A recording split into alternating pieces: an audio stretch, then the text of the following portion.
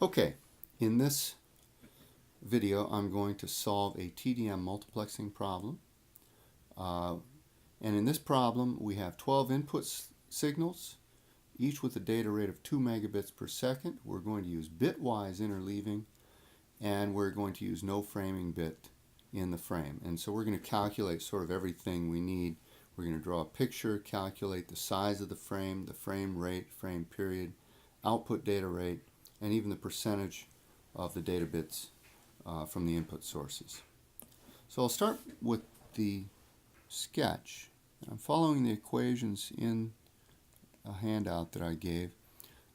So we have R1 being 2 megabits per second. Okay, so this is the input data rate of one of the inputs, and we're going to have 12 of them. And I'm going to go dot dot dot R1 like this, and this is my TDM mux. And on the output side we're going to get frames, and I'm going to draw a picture of one frame here. And this frame is built by using bitwise interleaving. That means that little n is 1 bit per frame from each input signal. Okay? And so I'm going to take 1 bit from source number 1. I'm going to take 1 bit from source number 2, 1 bit from source 3, etc. Dot dot dot, and 1 bit from source number 12, because I have capital N is equal to 12 sources. Okay? And that's going to be the end because I have no framing bit. So that's the end of the frame.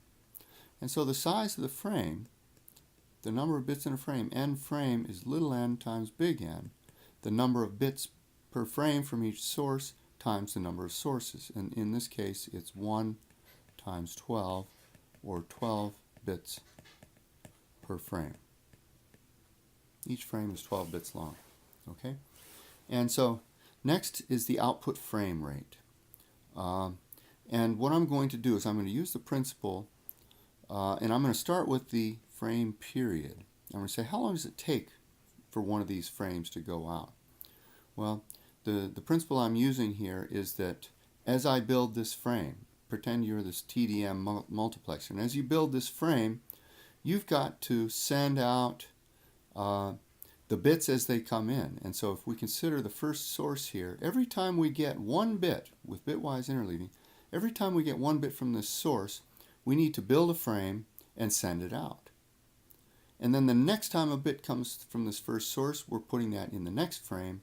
And so the amount of time needed to build this frame is the same amount of time as the bits in that frame from one of the sources, the arrival time for that number of bits from one of the sources.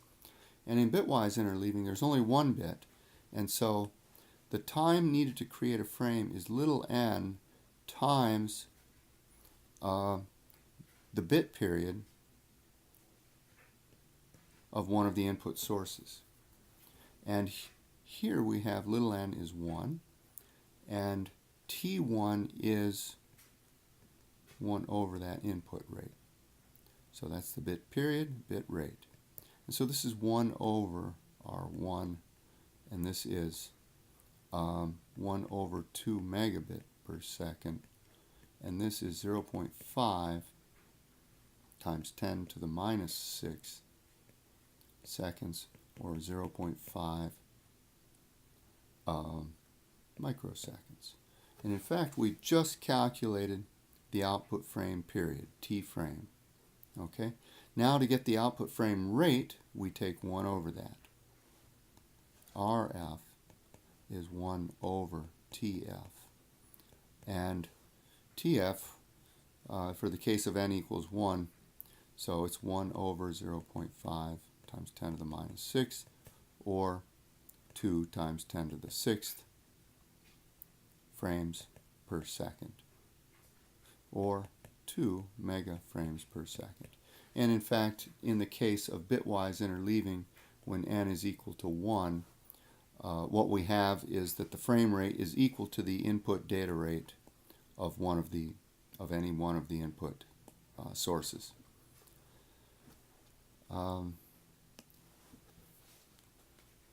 Okay, finally, the output data rate. What we can do is we can use the size of the frame and the frame rate to calculate the output data rate.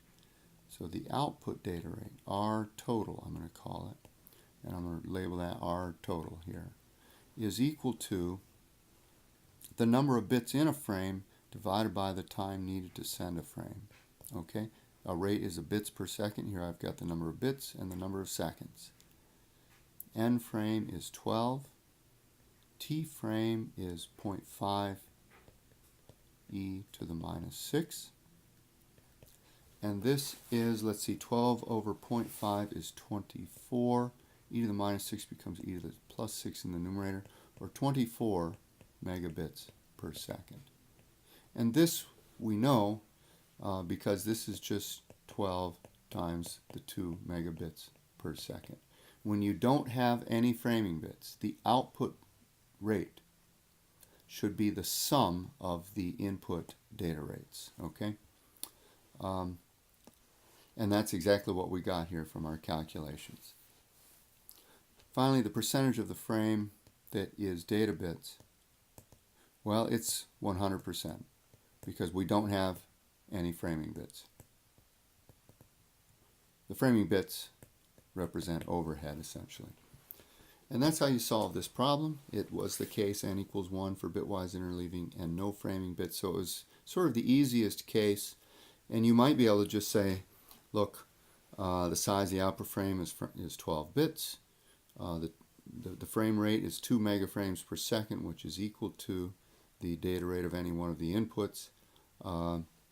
And the total output data rate is simply the sum of the inputs here.